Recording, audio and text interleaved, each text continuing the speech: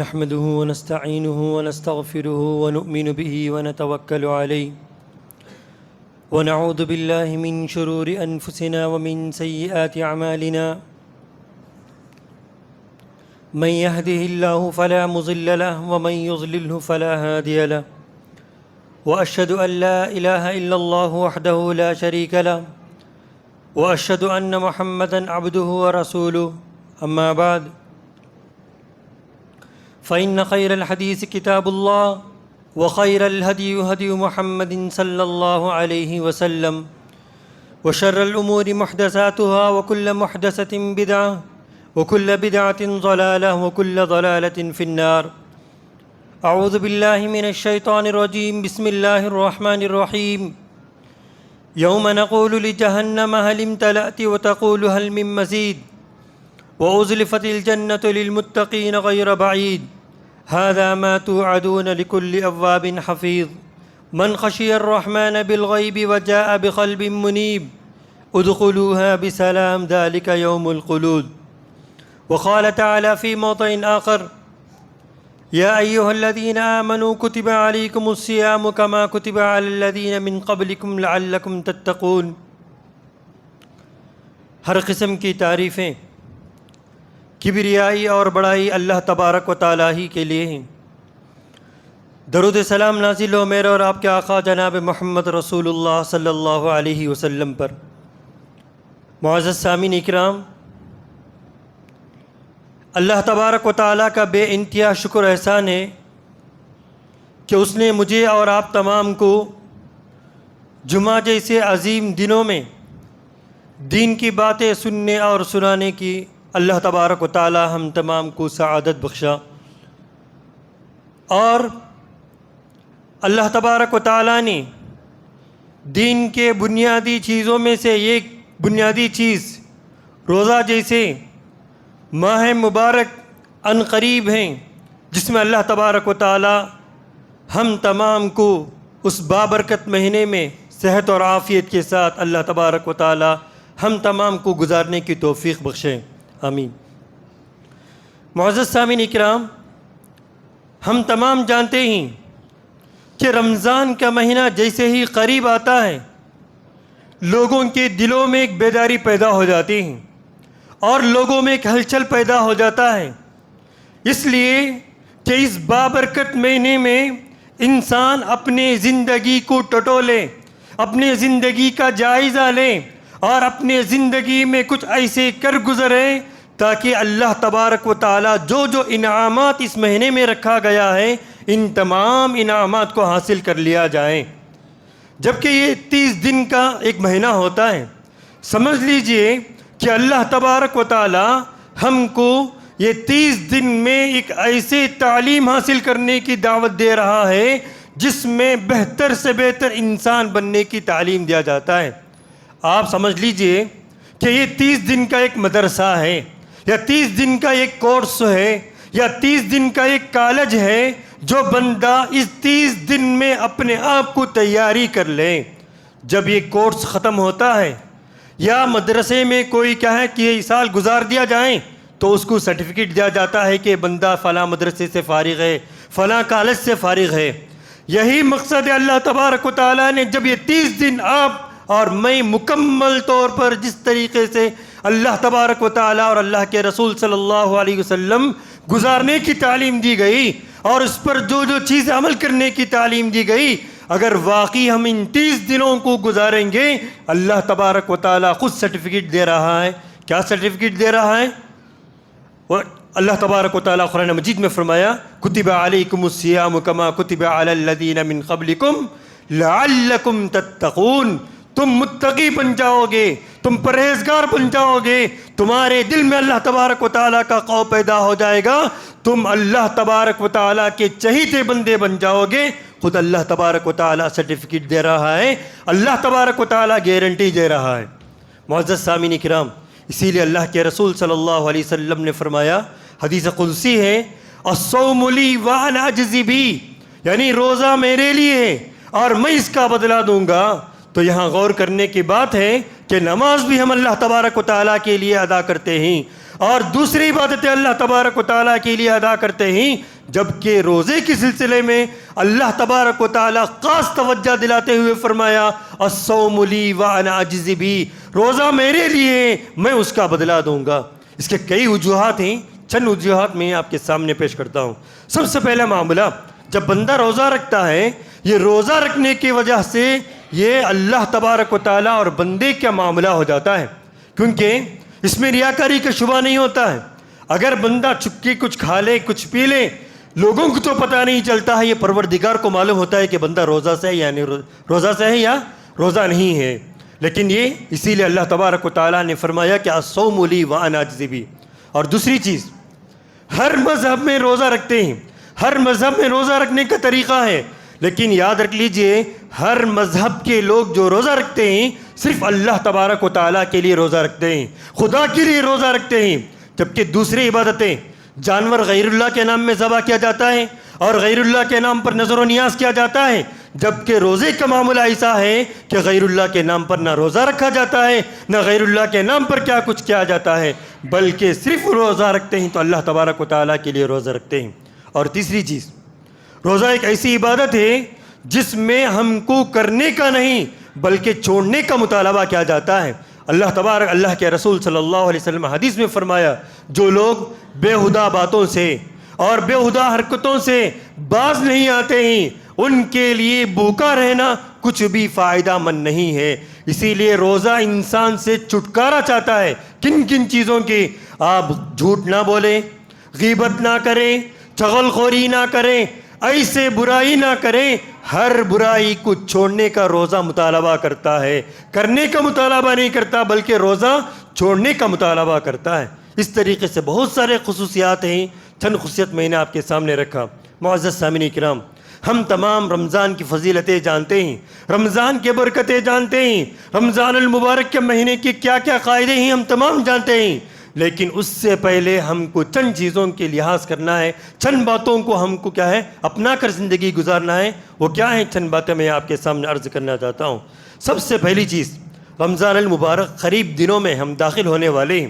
بابرکت والا مہینہ ہے۔ اللہ کے رسول صلی اللہ علیہ وسلم خود فرماتے ہیں شہر مبارک، یہ بابرکت مہینہ ہے۔ اللہ تبارک و تعالیٰ اس بابرکت مہینے میں ہم تمام کو بھرپور فائدہ حاصل کرنے کی توفیق عطا فرمائے۔ معزز سامعین کرام، پہلی چیز ہم کو رمضان المبارک میں داخل ہونے سے پہلے ہم اپنے نیتوں کو خالص کر لیں، اپنے نیتوں کو درست کر لیں، کیونکہ رمضان المبارک کے ہر عبادتیں، چاہے ذکر و اذکار ہو، قرآن مجید کی تلاوت ہو، چاہے روزہ رکھ کر ہو، چاہے رات کے قیام اللیل کا معاملہ ہو، ہر عبادت صرف اللہ تبارک و تعالیٰ کی رضامندی کے لیے، اللہ تبارک و تعالیٰ کو خوش کرنے کے لیے، اللہ تبارک و تعالیٰ کے لیے بدلہ حاصل کرنے کے لیے ہم تمام عبادت کرنا چاہیے۔ کیونکہ اگر ہمارے اندر روزہ رکھ کر ہم اللہ تبارک و تعالیٰ کے لیے سحری کر کر، ہم بھوکے پیاسے رہ کر، ہم اللہ تبارک و تعالیٰ کو راضی کرنے کے بجائے ہم لوگوں سے تعریف سننے کے لیے، لوگوں سے کیا ہے کچھ معاملات کو حاصل کرنے کے لیے ہم فلاں کام کریں گے، سمجھو اللہ تبارک و تعالیٰ اس کا بدلہ کچھ بھی نہیں دے گا۔ سب سے پہلی چیز ہم اپنے اخلاص کو پیدا کریں، اپنے اندر نیتوں کو درست کریں اور اپنے نیتوں کو صاف کریں۔ اے میرے پروردگار، میں چاہے قرآن کی تلاوت کروں، چاہے میں روزہ رکھوں، چاہے میں قیام اللیل پڑھوں، یہ صرف اور صرف تیری رضامندی کے لیے، اور مسکینوں کو کھانا کھلاؤں تو تیری رضامندی کے لیے، ہر کام اللہ تبارک و تعالیٰ کی رضامندی کے لیے۔ اسی لیے اللہ تبارک و تعالیٰ نے سب سے پہلے نیتوں کو خالص کرنے کی تعلیم دیتا ہے ہر عبادت میں۔ وَمَا أُمِرُوا إِلَّا لِيَعْبُدُوا اللَّهَ مُخْلِصِينَ لَهُ الدِّينَ، دین کو تم خالص کرتے ہوئے ہر کام کرنے کے لیے آگے بڑھو۔ معزز سامعین کرام، سب سے پہلی چیز ہم ہر کام کرنے سے پہلے اپنے نیتوں کو خالص کریں۔ رمضان المبارک کے مہینے میں داخل ہونے والے ہیں، ہم ایسا نہیں کہ نماز پڑھ کر لوگوں سے تعریف سنیں، ہم فلاں عبادتیں کر کر لوگوں سے تعریفات سنیں۔ تو اسی لیے اللہ کے رسول صلی اللہ علیہ وسلم نے ان 3 آدمیوں کا تذکرہ کرتے ہوئے فرمایا کہ 3 آدمی جہنم میں جانے والے سب سے پہلے لوگ ہوں گے۔ کیوں؟ ان کی نیت خراب ہونے کی وجہ سے۔ ہم تمام جانتے ہیں ایک عالم ہوگا، ایک مالدار ہوگا، ایک شہید ہوگا، یہ تینوں اپنی جگہ پر بڑے بڑے قربانیاں دیے ہوں گے، اس کے باوجود بھی یہ سب سے پہلے جہنم میں جانے والے ہوں گے، اس لیے کہ ان کی نیت خراب ہونے کی وجہ سے۔ اسی لیے ہم سب سے پہلے رمضان المبارک میں داخل ہونے سے پہلے ہم اپنی نیتوں کو صاف کر لیں، اپنی نیتوں کو درست کر لیں۔ دوسری چیز محاسبہ۔ معزز سامعین کرام، ہم تمام جانتے ہیں، یہاں بیٹھے ہوئے موجود لوگ اپنے زندگی میں کسی کے 20 رمضان گزر چکے ہوں گے، کسی کے 30 رمضان گزر چکے ہوں گے، کسی کے 40 رمضان گزر چکے ہوں گے، لیکن اپنے زندگی کے یہ رمضان کو ایک انقلاب رمضان بنائیے، یہ ایک انقلاب رمضان بنائیے، کیونکہ اللہ کے رسول صلی اللہ علیہ وسلم حدیث میں فرماتے ہیں یا باغی الخیر اقبل یا باغی الشر اقصر، یعنی نیکیوں میں آگے بڑھنے والے آگے بڑھ جاؤ، گناہوں کو چھوڑنے والے گناہوں سے باز آ جاؤ، اللہ کے رسول صلی اللہ علیہ وسلم حدیث میں فرماتے ہیں۔ معزز سامعین کرام، یہ رمضان المبارک میں داخل ہونے سے پہلے ہم محاسبہ کرنا چاہیے۔ کن چیزوں کا محاسبہ کرنا چاہیے؟ کہ ہم اپنے گزرے ہوئے رمضان کیسے گزاریں، ہم گزرے ہوئے ایام ہم کیسے گزاریں، کیا ہم اللہ تبارک و تعالیٰ کی اطاعت اور فرما برداری میں گزاریں، کیا ہم اللہ تبارک و تعالیٰ کے بتائے ہوئے طریقے پر ہم زندگی گزاریں، تو ہم اس کا محاسبہ کرنا چاہیے، کیونکہ رمضان المبارک کا مہینہ وہ بابرکت مہینہ ہے جس میں ہم اپنے ذہنی اور جسمانی ہر طریقے سے اللہ تبارک و تعالیٰ کی اس بابرکت مہینے کے استقبال کرنا چاہیے، شوق و ذوق سے استقبال کرنا چاہیے۔ اسی لیے اللہ کے رسول صلی اللہ علیہ وسلم نے ایک مرتبہ ممبر پر چڑھتے ہوئے فرمایا کہ ممبر پر چڑھتے ہوئے آمین کہتے ہوئے چڑھے۔ صحابہ کو تعجب ہے، اللہ کے رسول صلی اللہ علیہ وسلم کبھی ایسے حرکت نہیں کیے، تو صحابہ نے جمعہ ختم ہونے کے بعد آپ صلی اللہ علیہ وسلم سے سوال کرتے ہیں، اللہ کے رسول صلی اللہ علیہ وسلم بتاتے ہیں کہ جس کو اللہ تبارک و تعالیٰ نے رمضان المبارک جیسے مہینہ نصیب کیا، اگر اس میں اس بندے نیکیوں میں آگے نہیں بڑھا، گناہوں کو نہیں چھوڑا، وہ انسان نقصان میں ہے، گھاٹے میں ہے۔ جب فرشتے نے اس کے بارے میں دعا کی تو میں نے اس کے سلسلے میں آمین کہا۔ معزز سامعین کرام، یہ وہ بابرکت مہینہ ہے جس میں ہم نیکیوں میں آگے بڑھنے، اپنے گناہوں سے مغفرت طلب کرنے کا مہینہ ہے، کیونکہ آج ہم جانتے ہیں انسان گناہوں کا پتلا ہے، کوئی انسان جان کر انجانے میں گناہ کرنے والا ہے۔ ہاں ایسا تو نہیں ایک انسان پورا گناہ کرنے والا ہو، چاہے قاتل بھی ہو، چاہے وہ چاہے زانی بھی ہو، چاہے وہ شرابی ہو، ایسا نہیں ہو سکتا۔ ہر انسان کے پاس کچھ نہ کچھ گناہ ہوں گے جو جان کر انجانے میں، کبھی اس کو لوگوں کو تکلیف دیا ہوگا، کبھی کسی کو گالی دیا ہوگا، کبھی کسی کا مال کو ہڑپ کر لیا ہوگا، فلاں گناہ انسان کے پاس موجود ہوں گے۔ لیکن رمضان آنے سے پہلے اپنی تیاری کر لیں اور اللہ تبارک و تعالیٰ سے خالص کہیں، دعا کرے، توبہ کرے، اے میرے پروردگار ہمارے گناہوں کو بخش دے، ہم کو نیکیوں میں آگے کرنے اور نیکیوں میں اضافہ کرنے کی اللہ تبارک و تعالیٰ ہم تمام کو توفیق بخشے، اللہ تبارک و تعالیٰ سے رجوع کرے۔ معزز سامعین کرام، ہم تمام جانتے ہیں کہ محاسبہ بے حد ضروری ہے۔ آج ہم یہ سوچتے ہیں کہ رمضان آیا تو ایسے ہی دن گزار دیے، عام دنوں کی طرح اس دنوں کو بھی گزار دیے، تو سمجھو ہم سے زیادہ نقصان اٹھانے والا، ہم سے زیادہ خسارے میں رہنے والا کوئی بندہ نہیں ہوگا، کیونکہ رمضان المبارک کا مہینہ اللہ کے رسول صلی اللہ علیہ وسلم بتاتے ہیں کہ وہ مہینہ رحمت کا مہینہ ہے۔ بندہ اللہ تبارک و تعالیٰ کے درمیان جب لوٹتا ہے تو اللہ تبارک و تعالیٰ اسی لیے جنت کے دروازے کھول دیا جاتا ہے اور جہنم کے دروازے کو بند کر دیا جاتا ہے، اور ہم کو رجوع کرنا ہے اللہ تبارک و تعالیٰ کے دربار میں، ہم محاسبہ کرنا ہے کہ میرا گزرا ہوا دن، آنے والا دن، اور یہ دن بہتر ہو گزرا ہوا دنوں سے، گزرا ہوا رمضان، آنے والے رمضان کیسے ہونا چاہیے، ہم محاسبہ کرنا چاہیے، کیونکہ یہ انقلاب پیدا کرنے والا رمضان ہونا چاہیے ہر معاملات میں، چاہے وہ تم قرآن مجید کی تلاوت کرو، ذکر و اذکار کرو، روزہ رکھ کر نفل عبادت کرو، ہر عبادت میں ہم کو آگے بڑھنا چاہیے کہ ہم محاسبہ کریں کہ میں رمضان المبارک میں کیسے تیاری کروں۔ معزز سامعین کرام، اور ایک بات، رمضان المبارک کے مہینے آنے سے پہلے ہم اپنے دلوں کو صاف کر لینا چاہیے، کیونکہ آج ہم دیکھتے ہیں فرض نماز پڑھنے کے لیے آتے ہیں، اللہ تبارک و تعالیٰ کے دربار میں اپنی مغفرت طلب کرنے کے لیے آتے ہیں، اللہ تبارک و تعالیٰ کے دربار میں اور اپنے حاضری دیتے ہیں اس لیے کہ اللہ تبارک و تعالیٰ کی رحمت ہم پر شامل حال ہو، لیکن اپنے دلوں میں کینہ کپٹ لے کر، اپنے دلوں میں اپنے بھائیوں کا حسد لے کر، اپنے دلوں میں اپنے بھائیوں کا بغض لے کر ہم اللہ تبارک و تعالیٰ کے دربار میں حاضر ہوتے ہیں۔ جب ہم ایسے اللہ تبارک و تعالیٰ کے دربار میں حاضر ہو، جس دل میں اللہ تبارک و تعالیٰ کی محبت نہ ہو، جس دل میں لوگوں کی نفرتیں، لوگوں کی عداوتیں، لوگوں کی دشمنیاں ہمارے دل میں پیوست ہو، تو اس دل میں اللہ تبارک و تعالیٰ کی رحمت کیسے کیا ہے داخل ہوں گے؟ جس دل میں اللہ تبارک و تعالیٰ کی رحمت کیسے جگہ لیں گے؟ ہم کو غور کرنے کی بات ہے۔ اسی لیے اللہ کے رسول صلی اللہ علیہ وسلم نے بہترین انداز میں فرمایا کہ تم انسان کے جسم میں ایک ایسی چیز ہے، اگر وہ درست ہو جائے تو پورا جسم درست ہو جائے گا، الا وہی القلب، وہ دل ہے۔ معزز سامعین کرام، رمضان آنے سے پہلے ہمارے دلوں میں، ہمارے بھائیوں کے سلسلے میں، ہمارے بہنوں کے سلسلے میں، ہمارے رشتہ داروں کے سلسلے میں، ہمارے مصلیوں کے سلسلے میں، ہمارے فلاں کے سلسلے میں جو عداوتیں، جو کدورتیں، جو حسد، جو کینہ، جو کپٹ، جو کچھ غلاظتیں ہیں، ان تمام کو دور کر کر اپنے دلوں کو صاف کریں اور اس دل میں اللہ تبارک و تعالیٰ کی محبت کو جگا دیں، تو یہی محبت آپ کو آخرت میں جنت لے کر جانے والے بنیں گے۔ اور اسی طریقے سے رمضان المبارک میں ہم قرآن مجید سے اپنے تعلقات کو جوڑیں۔ افسوس کے ساتھ کہنا پڑتا ہے کہ اللہ تبارک و تعالیٰ خود قرآن مجید میں کہتا ہے شہر رمضان الذی انزل فیہ القرآن ھدی للناس وبینات من الھدی والفرقان، یعنی اسی مہینے میں، رمضان کے مہینے میں اللہ تبارک و تعالیٰ نے قرآن مجید کو نازل کیا گیا۔ معزز سامعین کرام، اللہ کے رسول صلی اللہ علیہ وسلم کو جب نبی بنائے گئے، جب صحابہ کو کتنی تکلیفیں دیے جا رہے تھے،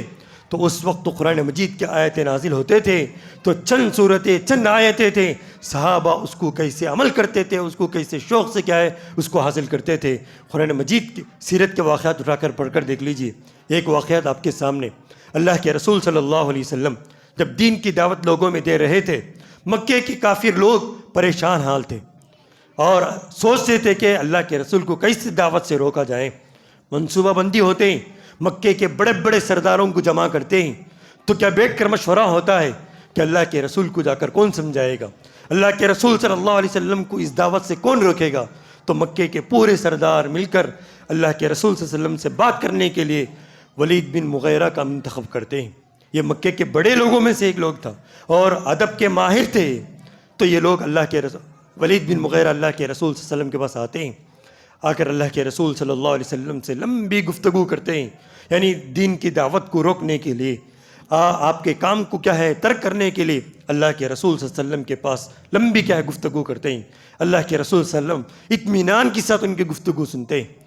ان کی گفتگو ختم ہونے کے بعد اللہ کے رسول صلی اللہ علیہ وسلم نہ تو ان کو کچھ نصیحت کیے، نہ ان کو کچھ باتیں بتائیں، کچھ بھی نہیں، بلکہ قرآن مجید کی چند آیتیں ان کے سامنے سنائیں۔ ولید بن مغیرہ اللہ کے رسول صلی اللہ علیہ وسلم کو روکنے کے لیے آیا تھا، وہ اپنے قبیلے میں جا کر اپنے سرداروں کے سامنے کہتا ہے کہ اس کو اس کے کام کرنے کے لیے چھوڑ دو، اور اس نے جو کلام سنایا ہے واقعی کسی انسان کی کلام نہیں، وہ پروردگار کے کلام ہے۔ کون؟ ایک کافر، ایک سردار، تو اس نے اقرار کرتا ہے کہ قرآن مجید کی گواہی دے رہا ہے۔ معزز سامعین کرام، آج ہم اپنے دل میں ہاتھ رکھ کر سوچ کر دیکھ لیجئے، ہم قرآن مجید سے ہمارا تعلقات کتنا ہے؟ کبھی ہم اٹھاتے ہیں تو گھر میں کچھ پریشان آ جائیں قرآن مجید کی تلاوت کرتے ہیں، گھر میں کسی کی موت آ جائے قرآن مجید کی تلاوت کرتے ہیں، کوئی بیمار ہو جائے قرآن مجید کی تلاوت کرتے ہیں۔ یہ ہمارا معمول بن چکا ہے۔ معزز سامعین اکرام، جبکہ قرآن مجید اللہ کے رسول صلی اللہ علیہ وسلم فرماتے ہیں القرآن حجت لک وعلیک، یہ قرآن مجید ہمارے لیے جنت میں لے کر جانے کا بھی ذریعہ ہے اور جہنم میں لے کر جانے کا بھی ذریعہ ہے، اور اس پر عمل کریں گے تو یہی قرآن مجید کل اللہ تبارک و تعالیٰ کے پاس سفارش کرے گا کہ میرا بندہ ہے جس نے مجھ پر کیا ہے مجھ کی تلاوت کی اور مجھ پر عمل کیا اور میری حفاظت کی، اس کو جنت نصیب کر دے۔ تو اللہ تبارک و تعالیٰ قرآن مجید کی سفارش قبول کرے گا، اس بندے کو جنت نصیب کرے گا۔ اگر ہم قرآن مجید کے تعلیمات کو چھوڑ دیں گے، قرآن مجید کو پڑھنا چھوڑ دیں گے، یہی قرآن مجید ہم کو جہنم میں لے کر جانے کا ذریعہ بنے گا۔ معزز سامعین کرام، آج ہم میں سے کتنے ایسے لوگ ہیں جن کو قرآن پڑھنے تک کی دور کی بات قرآن کھول کر دیکھنے کی نصیب نہیں ہوتی۔ آج ہم بڑے کمانے کے لیے، کاروبار کرنے کے لیے بہت ساری چیزیں سیکھ جاتے ہیں اور کوشش کر لیتے ہیں، لیکن جب قرآن مجید کا معاملہ آتا ہے تو ہم کہتے ہیں کہ ہم عمر میں بڑے ہو گئے، ہم کیسا پڑھیں گے، ہماری زبان نہیں پلٹ رہی ہے، ہم کو پڑھنا نہیں آتا ہے۔ جبکہ صحابہ کی زندگی کو اٹھا کر دیکھ لیجئے، 40 سال گزار دیے، 60 سال گزار دیے، اس کے بعد ان پر قرآن کا وحی نازل ہوا تو انہوں نے وہ شوق پیدا کیے، قرآن مجید کو یاد کیا، قرآن مجید کو پڑھنا شروع کیا اور اس پر عمل کرنا شروع کیا۔ معزز سامعین کرام، آج ضرورت اس بات کی ہے کہ ہم میں سے ہر آدمی، چاہے مرد ہو چاہے عورتیں ہو، چاہے بڑے ہو چاہے چھوٹے ہو، ہر آدمی کے لیے ضروری ہے کہ قرآن مجید کو لازم پکڑے، قرآن مجید کو تلاوت کو لازم پکڑے، قرآن مجید پر غور و فکر کرنے کی کوشش کرے، کیونکہ یہی قرآن مجید ہمارے لیے راہ نجات ہے۔ خود اللہ تبارک و تعالیٰ کہتا ہے ہدی للناس، یہ لوگوں کے لیے ہدایت کا بہترین ذریعہ ہے۔ اور آگے کیا فرمایا؟ وبینات من الہدی والفرقان، اور آگے اللہ تبارک و تعالیٰ یہ واضح آیتیں نازل کر دیا، ہر پریشانی کا حل اللہ تبارک و تعالیٰ نے قرآن مجید میں رکھا ہے۔ معزز سامعین کرام،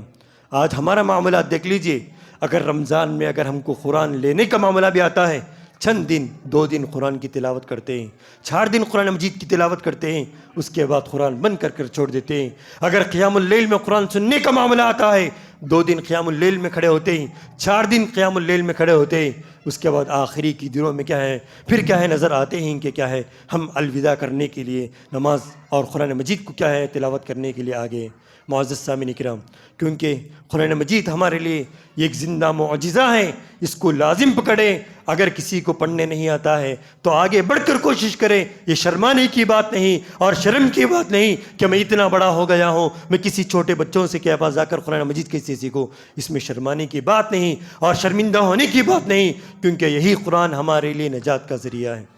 ہم عزم کر لیں کہ روزانہ کم از کم 1 پارہ روزانہ قرآن مجید کا چند صورتیں، قرآن مجید کے چند صفحاتیں ضرور تلاوت کریں گے۔ اور اسی طریقے سے آگے ایک بات، رمضان آنے سے پہلے ہم کو تیاری کرنا ہے، اس میں سے ایک یہ بھی ہے کہ دعاؤں کا اہتمام کریں۔ اللہ کے رسول صلی اللہ علیہ وسلم حدیث میں فرماتے ہیں ثلاث دعوات یستجاب لہن دعوت الصائم، یعنی اللہ تبارک و تعالیٰ 3 لوگوں کی دعا رد نہیں کرتا ہے، ان میں سے ایک روزے دار کی دعا۔ معزز سامعین کرام، آج ہم یہ سمجھتے ہیں کہ روزے دار افطار کے وقت جو دعا کرتا ہے اللہ تبارک و تعالیٰ اس کی دعاؤں کو قبول کرتا ہے۔ روزے دار کسی بھی وقت دن میں روزے کی حالت میں، چاہے وہ صبح میں ہو چاہے ظہر میں ہو، اللہ تبارک و تعالیٰ کے دربار میں دعا کریں تو اس کی دعا اللہ تبارک و تعالیٰ رد نہیں کرتا ہے۔ کیونکہ آج ہم دعا بھی ایک عبادت ہے، ہم دعا کرنا چھوڑ دیے، اللہ تبارک و تعالیٰ آسمان کے دروازے کھول دیتا ہے کہ بندہ کون اپنی گناہوں کی مغفرت طلب کرے گا کہ میں اس کے گناہوں کو معاف کروں، اور کون میرے بندہ ہے جو مجھ سے کیا ہے بخشش طلب کرے گا میں اس کی بخشش کروں۔ اللہ تبارک و تعالیٰ انتظار میں ہے کہ ہم اس کے دربار میں ہاتھ اٹھانے کو شرمندہ محسوس کرتے ہیں، نہ ہم اللہ تبارک و تعالیٰ سے دعا کرتے۔ معزز سامعین کرام، دعا ایک ہتھیار ہے کہ ہم اپنے لیے، اپنے والدین کے لیے، اپنے بھائی بہنوں کے لیے، اپنے پڑوسیوں کے لیے، اور اپنے مومن بھائیوں کے لیے، اور اپنے اولاد کے لیے، اور اپنے بیوی بچوں کے لیے، تمام کے حق میں دعا کریں کہ اللہ تبارک و تعالیٰ ہمارے دعاؤں کو قبول کرتا ہے۔